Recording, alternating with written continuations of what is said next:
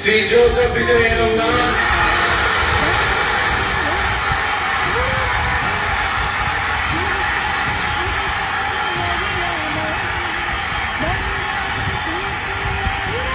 சட்டப்படி அமைக்கப்பெற்ற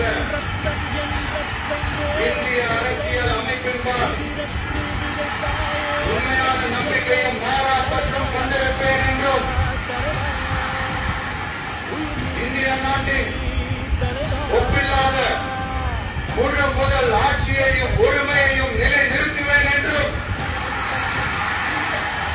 தமிழ்நாட்டு அரசின் முதலமைச்சராக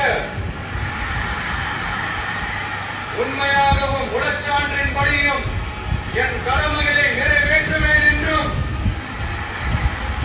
அரசியல் அமைப்பிற்கும் சட்டத்திற்கும் இணங்க